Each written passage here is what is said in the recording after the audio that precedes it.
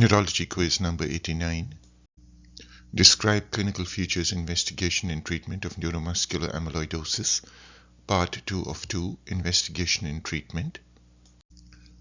Investigations include serum and urine immunofixation, which is obtained to assess for a paraprotein causing AL amyloidosis. Electrophysiologic testing includes EMG and nerve conduction study, which can show evidence of large fiber neuropathy and carpal tunnel syndrome. Autonomic function testing to detect involvement of small fibers and autonomic dysfunction. These include QSAT, which is a test of sweating, heart rate response to deep breathing, tilt table test, and sympathetic skin response. This is HRDB in a normal person. Normally the heart rate increases during inspiration and decreases during expiration. Here the blue line records chest movements during inspiration and expiration, and the green line shows heart rate during each phase. This is an abnormal HRDB test. In a patient with autonomic neuropathy, there is no variation in the heart rate between inspiration and expiration. This is a normal head-up tilt table test with the beginning and the end of the head-up tilt marked by the vertical lines. There is no significant change in systolic and diastolic blood pressure, and there is mild compensatory increase in heart rate in response to venous pooling of blood.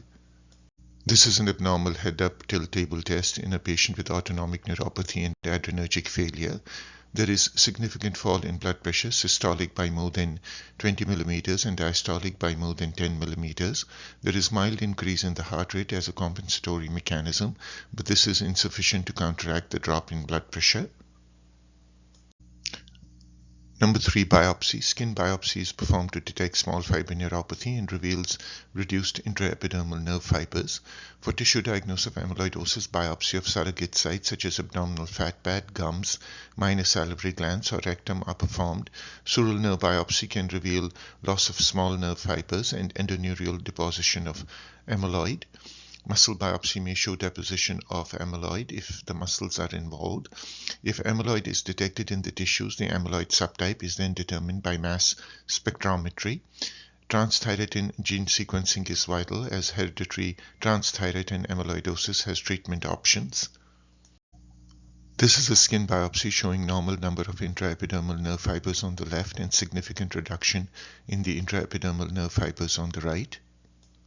This slide on the left shows a muscle biopsy with Congo red stain showing a thin deposit of amyloid around a muscle fiber, and on the right is a sural nerve biopsy with Congo red stain showing amyloid conchophilic deposits.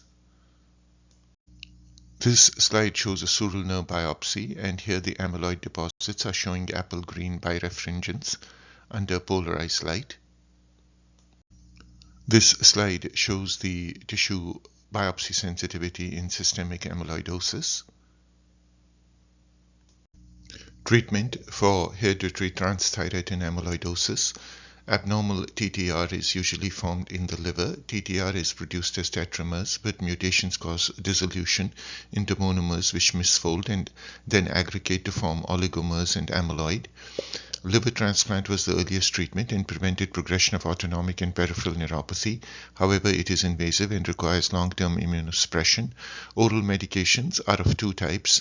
A, those that stabilize the TTR tetramer so that fibrils do not form. These include Diflunisal, an oral NSAID that has been shown to slow progression of neuropathy. Side effects include thrombocytopenia and renal dysfunction.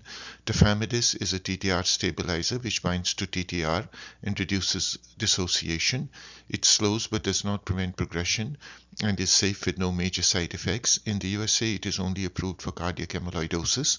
It is also used for the treatment of wild-type ATTR.